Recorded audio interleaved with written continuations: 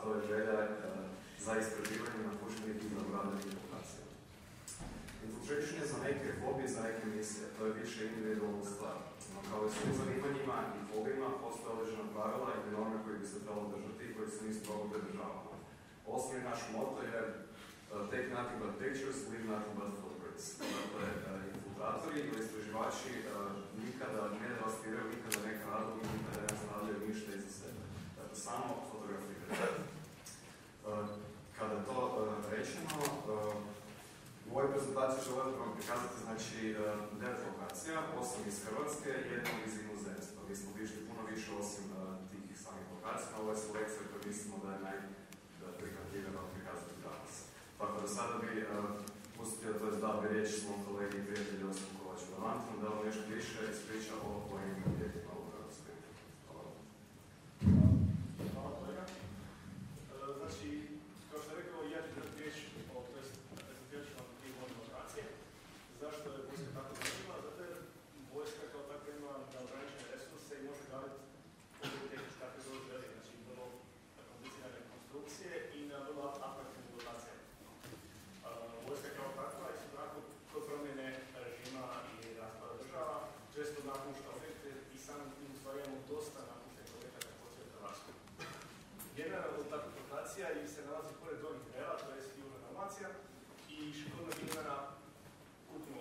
Ako pogledate satelitsku sliku, vidi se nekakva kućica i to je više manje, to ništa ekstra. Ali kad vam kažem da je u izgradnju objekta uloženo 1 milijarda američkih dolara, 1950 i neke, znači da se radi stvari znači da je kompleksni, to je splet tunela i podzemni hodnik rafinerija koji je potpuno opremljen sa svim, sa cijelom infrastrukturom potrebnom za život ispod zemlje i više od 2 mjeseci. Znači, osim par čeličnih vrata, kompleksnih sustava, elektrifikacije mreže, znači agregata, dizel generatora, spremišta vode, spremišta kerozina, radioaktivnih čvorišta, centra i svega života, ima znači kompletnu infrastrukturu postavljenu u malom svijetu ispod zemlje. To je bila i bit, to je ideja cijelog projekta, znači da se uspije održati životni uvjeti za ljude koji su ispod zemlje, bez zavrtne poglavare koji su trebali upravljati zemljom u slučaju nekakve katastrofe. Kad smo već kod infrastruktura, znači kod onog istraživanja, nije sama lokacija ono što je najbitnije. Znači, važno je reći da je društvo i ljudi koji imate pored sebe, da je to stvari vrlo važan čimben u cijeloj toj priči. Ovdje na idućih par slika ćemo samo pokazati dio nas, znači naše druženje i kako to izgleda sa naše strane. Znači, prilikom istraživanja fotografiranje je jedna od osnovnih stvari i u stvari mnogo vremena posvećujemo slikavanju, osvjetljavanju i zapisivanju, to je dokumentiranju samog objekta. Kad smo kod takvih dokumentiranja izleta i ematura, objekt koji vam također moram pokazati Gusica, on se nalazi stvari ovdje pored Platka, znači pored Rijeke. Isto tako je riječ o objektu, to je nekoj kućici za kojoj vam nije ništa jasno stvari što se događa, isto nekakva krov, ništa ekstra, ali ispod toga se nalazi također nešto jednostavniji splet tunela, koji je stvari vrlo zanimljiv kad uđete jednu minutu. Ono što je bitno za naglasiti je da smo tu, to jest smo na tu lokaciju došli vrlo teško, znači bio je tam izgled doći gore i to sve skupa čini, znači tu amaturu i taj doživljaj cijele lokacije. Znači uz samu lokaciju koja stvarno je dobra, imate i taj svoj osobni duh, to jest osobnu vezanost za takav nekakav prostor. Objekt prvenstveno nije ni približen tako ušvan kao objekt koji sam pokazao malo prije, ali svejedno razpovećari i definitivno je zanimljiv za vidjeti. Kad smo spominjali očuvanje i ispreštavanje ovog objekta, mogućnosti su beskonačne, ali jednostavno je potrebno popričati suma novca da se tako nešto obnovi. Ovdje smo također slikavali sa magnezijom, znači mi smo imali dovoljno jak blic da slikamo ono što smo htjeli, tako da smo detonirali male eksplozije unutar samog objekta, koji su napravili kako svijetili lokaciji, stvari uhvatili u fenomenalnu sliku koja nije sam navikao, u stvari da smo morali pokazati. A evo kolega se želi praviti važno, pa sam bacio njega. Inače, bilo je vrlo hladno i to je malo da se malo ozbiljimo. Ono što stvari kruna nekog urbanog istraživanja u Hrvatskoj je objekt 505, to je se željelo. Riječ je o podzemnom aerodromu i ovo je satelitska slika gdje se vidi cijelo područje aerodroma, ali ono što ne vidite je u stvari najčešće najzanimljivije. Mi ćemo se skoncentrirati na ove 4 crte, to je 4 ulaza, koja sama po sebi označavaju granice, ali to nije to. Riječ je o ovom. Znači, Željava je bila najveći podzemni aerodrom u ovom dijelu Europe i za vrijeme postojanja bivše Jugoslavije. To je bio korona zrakoplovstva. Znači, svi vojni zrakoplovi, sva vojna tehnika, sve što smo mi imali tada je bilo u Željavi.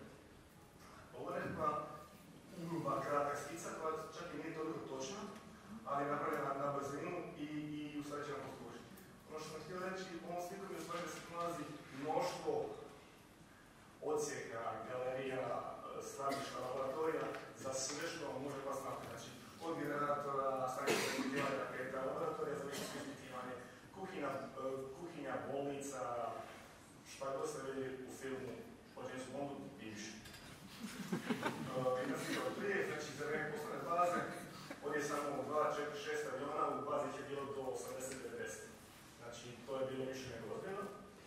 I aerodrom kako izgleda sada, znači ovo je jedna od 5 piste. Dakle, zračna luka Zadar ima 2 piste, ovo je 50 i, to je stvarno 65, kad je počela izgradnja, imala je 5. Znači, to vam samo govori o skali projekta, to je vrijednosti otprilike 8 milijardi američkih dolara u to vrijeme. Procjenjuje se da je za taj novac se mogla izgraditi autocesta po cijeloj dužini Jugoslavije. S druge strane piste se vidi ulaz u jedan tunela, što u stvari sa ovim polukružnim barijerama, što u stvari predstavljaju štitove za ublažavanje eksplozija. Vidite, to danas ne izgleda niti približno onako kao što se trebalo izgledati, ali i dalje omogućava da vidimo šta je prije bilo i u kojoj mjeri je to postalo. Ovo su jedna vrata koja garantirano neće vidjeti veća vrata u životu. Tehnički su bila užasno napredna, otvaralo su se hidraulički ili električno, zatvaralo se gravitacijom. Znači, u slučaju pada ili gubitka struje, nekim čudom, jako imate 3 generatora, ovih resurš, sa usvrame, ukoliko i ostanete bez struje, popustite zatvarač, onda treba nadati i vrati samo od sebe beznu u mjestu. Vratimo 100 tona, pa ti računa. Armatura, vidi se da se ne štedilo i ovo je također bila slika od tih podzemnih galerija u kojoj su bili spremni mnogi avioni. Mi smo ovdje uspjeli uhvatiti par dosta dobrih slika i samo smo vam htjeli pokazati, da vidite još o čemu se radi. Ova slika je vrlo lijepa, a najviše pokazuje istu lokaciju pod malo drugačijim putem, ali sa više osvjetljenja. Isto jedna slika od laboratorija za visinsko ispitivanje u takozvanoj Zvijezdi, koja je bila stvari nervni centar samog objekta. Vidi se da se ovdje puno mogućnosti za raditi što god hoćete, samo potrebno malo volje i ulaganja da se ovako nešto dovede ili dovede široj javnosti. Ključni objekt je Petrova Gora, o kojoj ću vam malo više ispričati na Bojanu Miholju, jer je njemu jedna od dražih, to je zanimljivih lokacija. Evo mi je opet. Mislim da samo objektu, kako reći njegove povijesne važnosti, to mislim da svi znate, no, koliko vas zna zapravo što se krije u samom interijeru, u samom objektu i kako je on stane danas. Kao što vidimo iz slike, ove, znači, visoko reflektirajuće čelične obloge iz dana u dan ih je sve manje i manje, sve su više krade i krade toga. Što se tiče samo dolaska do objekta, znači glavni ulaz je... Što se tiče ulaska u objekt, on je kao zapečačen i zatvoren, no, kao i kod većine objekta kod kojeg smo bili, on izgleda da je nemoguće zvuči, no ako se malo istražuje, obično postoje nekakav veći prolaz i nekakav logičan ulaz u sam objekt, što je zapravo besmisleno. Isto tako bili smo sreli policiju koja nam je bila ispričala jednu zanimljivost, to je da jednom tjedno ili čak više puta tjedno više ljudi ulove kako kradu, znači te ploče, tako da je pitanje koliko se taj objekt još dugo staje. Ova slika, to je ono što sam zaboravio napomenuti u uvodu, znači u samom infiltrationu dosta je naglasak na fotografiju, a konkretno ta fotografija ne mora nužno biti kvalitetna u tehničkom smislu, nego jednostavno sami objekti, to raspadanje pruža jako zanimljive teme i motive za slike. Ali kao što vidite, ovo je kao organičko stubište, znači pogled sa prizemlja prema zadnjoj etaži i vidite kako znači to prirodna svjetlost ulazi unutra i tako zapravo ovisno vremenu stvara različite ambijente. Isto tako jedan detalj, znači pogled ovoga, vidite kako je ta fasada zapravo zanimljivo strukturirana u pogledu unutra prema van. I znači ova slika u biti prikazuje jedan dio objekta i možete vidjeti koliko je zapravo poplavljen i uništen konkretno u ovoj slici. Dok, na primjer, u ovoj fotografiji, to je znači osnovni, to je gospodarski ulaz, vidimo da zapravo on je ogoljen, ali ta sama nosova konstrukcija i zidovi nisu toliko devastirani, toliko oštećeni. Kao što se vidi u ovoj to slici, znači nema obloge, ali nije toliko velika šteta još. Sada pitanje koliko dugo će još to tako stajati. Ovdje vidimo znači pogled na panoramu ovoga Hrvatske i vidimo znači što je zanimljivo da zapravo cijela parcela je zapravo uređena. To je znači dijelo jedne aktivističke skupine iz općine Vojnić koje svake godine znači to obnavljaju. Znači to je jedino ono što oni mogu napraviti zato što nije potreban novac nego samo dobra volja ljudi i rad. I jedna slika prije početka bila. Sljedeća lokacija, sada kada vidite kako to izgleda izvana, nećete razumjeti zapravo zašto je u ovoj prezentaciji, ja ću vam pokušati pričarati zašto vam je toliko draga. Znači, kuća, to je zapravo obična obiteljska kuća na Pantovčaku. Kao što sam rekao, izvana izgleda zapravo kao obična kuća koja je preko ljeta netko otišao na more i jednostavno ne koristi. No, u interijeru, mislim, zahvaljujući jednom komentatoru na blogu, smo saznali zapravo ta kuća je napuštena, isto kao što je slučaj većina objekata, postoji jedan prolaz u samom, znači u jednom dijelu objekta, kako smo da se uđe unutra. I zanimljivo je recimo, meni osobno bilo što se znači u garaži nalazi jedan oldtimer, to je konkretno Volkswagen 1600, koji recimo ja osobno nikada nisam vidio na cesti, osobno 90. godište i jednostavno ta cijela kuća doslovno kao da ste se vratili u vrijeme, kada pokažem slike. Jednostavno ima toliko, doslovno kao da je zatvoren šutezni film koji nije otvaralo od tada. Ovdje recimo vidimo neki stari radio, isto tako detalji namještaja. Ovo je recimo malo par normalnija slika, osim malo staviti recimo neka slika, osim toga piste. Ovo mi recimo baš ova fotografija koja vam pokazuje, jednostavno mislim da bi rekli sami tako da je ovo iz prošlih vremena.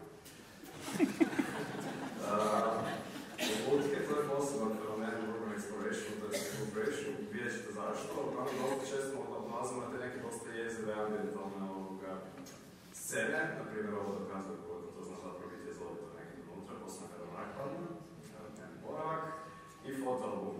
Znači, doslovno ta kuća izgleda kao da je samo netko mjesto iz nje. Pretpostavljam ovaj par. Znači, kako su oni završili, gdje su oni sada, nitko ne zna. To je jedna priča koja nikada neće biti ispričana, no interesantno je pomisliti što se zapravo dogodilo sa tim ljudima. Isto tako, znači, ovo su naši nekakvi kao najvažniji dokumenti, znači sve što pronađemo u tim kućama i u objektima koji ima nekakvu godinu, to nam dokazuje do koje godine se znači koristio sam objekt. Tako da to obično znamo tražiti, kao na primjer vidite ove nekakve sindikate 1676 knjige, razne novine i da smo našli na tavanju znači stare ploče zajedno sa razglednicama i tako dalje i tako dalje. Sada sljedeća lokacija koju bi moram malo požuriti je to je znači jedna lokacija koja se ne nalazi u Hrvatskoj. To sam otišao sam na ovaj put i to mi je osobno najzanimljivije što sam doživio. Zašto sam stavio ovu sliku? Zato što znači, u centru se nalazi sam reaktor, znači Černobil. I znači imate ove koncentrične kružnice koje drži vojska. Tako vam izgleda tim ulazima. Zanimljivo je da u svakom trenutku kada polazite, oni vas imaju pravo vratiti bez razloga, tako da dosta je zanimljivo kad dođete prilično duboko unutra da mislite na to da jednostavno vas mogu vratiti nazad, tako da pazite kako se treba ponašati. I inače strogo je zabranjeno fotografiranje, ali eto, uspio se nešto slikati. Ovdje se vidi znači zraka kako izgleda, ali desni, znači pravokutnik prikazuje znači sam reaktor, dok ljevi prikazuje grad Pripjat, koji vjerojatno toliko ljudi ne zna o njemu, on je 5 km udaljen od samog reaktora. I to je grad koji je napravljen sa namjenom, znači, samo za radnike u elektrani. I prilikom vožnje, znači, do reaktora vidi toga napuštene razna vozila. Razlog zašto su oni ostavljeni, zato što su korišteni pri sanaciji samog reaktora i jednostavno toliko su zračeni bili da više nisu imali svoju korist. Još je fotografija same elektrane, prvi pogled na reaktor i ovo je najbolje što sam uspio doći. Ovdje je dosta zanimljivo zato što vodič koji nas je vodio, to je vidite, nove fotografije sam ne vidio, ali taj sarkofag, to je ta opna ili barijera koja znači sprečava prodor radijacije u okolinu, ona je toliko uništena već, zato što je trebala, mislim, 2000 je bio po planu obnova toga i ništa se ne poduzima po tom pitanju. Znači, pitanje vremena kada će se on raspasti, jednostavno opet izvidi. I onda smo se putili, znači, prema gradu Pripjatu, to je znači grad duhova, kompletan grad koji je napušten. Vidite zapravo koliko je blizu sam reaktor tome gradu. Pogled na glavni trg. Jednostavno jako čudan osjećaj kada se zamislite da ste sami u cijelom gradu. A tome ne pomažu ovi grafiti koji radi jedan francuski umjetnik, tako da kad gledate iz ugla malo vas prehladne kada vidite te neke siluete po gradu, neki još. Tako da, svakom čast. Evo, to je isto fenomen lutke, ovo se nalazi u samom centru Pripjata, dosta je zovita scena. Ovo je znači Ministarstvo kulture koje se nalazi na samom trgu, recimo staci knjižnice, sve je razbacano, devastirano. Evo starci prošlosti, tako se nalazi sliku, zato što je jučer zanimljivih fotografija i kazalište koje je zapravo isto dio toga Ministarstva kulture. Ovo je vjerojatno najpoznatiji simbol Pripjata, vjerojatno ste čuli ili vidjeli za ovaj zabavni park, no zanimljivo je za reći da je znači, taj park otvoren 5 dana samo prije same katastrofe, tako da teoretski uopće nije korišten. I tako, znači, šećete se u biti gradom, možete ulaziti u kuće, prostorije i evo, jer sam bilo zanimljivo, to sam samo ušao slikao, ima stvarno toliko toga što mogu pokazati, to sam samo selektirao nekada toga. Znači, ova slika je prilično izovita sama po sebi na činjenicu da kada vam kažem da se ovo nalazi u osnovnoj školi, to su gradske maske za djecu, je to znači podignulo se još jednu razinu više. I tako je znači još jedan hodnik u osnovnoj školi sa detaljnom gradske maske. Sada, pošto već sa vremenom, mi sam predao riječ Matiji Pucku, da još on završi sa dalje 3 lokacije. Hvala.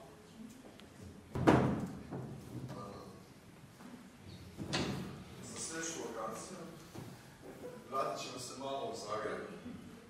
Riječ je o već viđenoj blogu tvornice Badel, blizu Patrijskog trga u samom središtu Zagreba. Danas ovako izgleda. Znači, sama zgrada, osim što je u izvornom stanju je bila ovakva, mislim, ne toliko oštećena, ali ovakvog oblika. Ona je imala još jedan kat koji se nedavno porušio.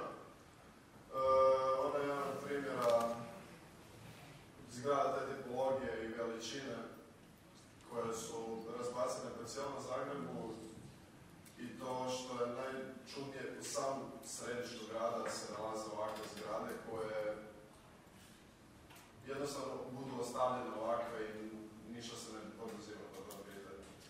Međutim, Badelova zgrada ima jednu prednost za razliku od ostalih što je nedavno raspisan nekakav natječaj bio za obnovu samog bloka. Ne znam točno hoće li na kraju se neko rješenje biti uvaženo i izvedeno. Međutim, eto, to ovako danas gleda.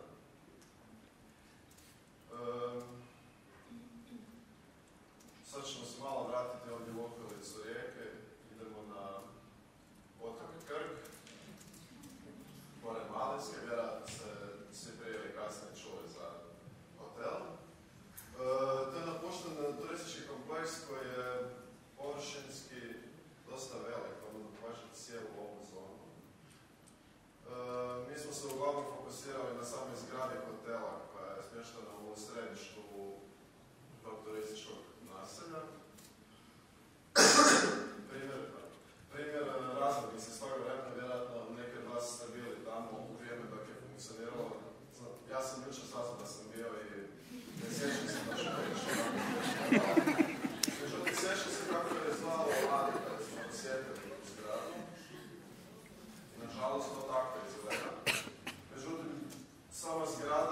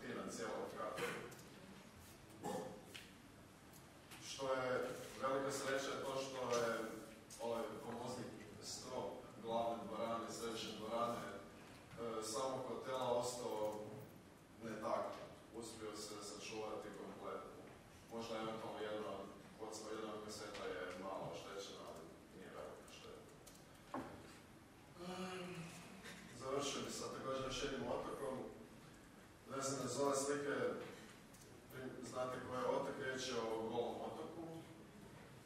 Znate koja je priča oko njega, Goli otok je bio 40 godina uspio biti zatvor.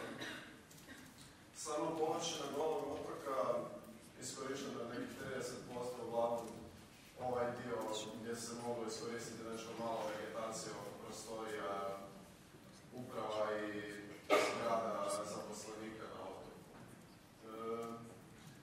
Gustoća sam izgradnje nije nešto velika, zgrade su grupirane u nekoliko manjih grupa po otoku i sad ovako je sjara prema jugu, znači nekakva Spremišta, Vidikovci, Promatrašnice, lukobrani luke, isto tako u prilično lošem stanju. Sljedeća grupa je u principu glavni prostor otoka, lokacija na otoku gdje svako koji dolazi na otok je prije ili kasnije ovdje bio. To su smještene zgradne uprave, nešto što je netipično za ovakvu lokaciju, nekakav tunel koji je više ide uz primjere koje vam Josip objašnjava, znači uz nekakvu vojnu arhitekturu, uz nekakve podzemne objekte.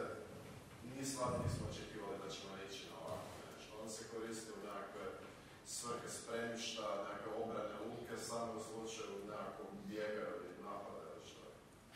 Znači u samom središtu otoka smještena ambulanta, bolnica i nekakvi prateći sadržaj od ureda i boravišnih prostora zaposlenika bolnice.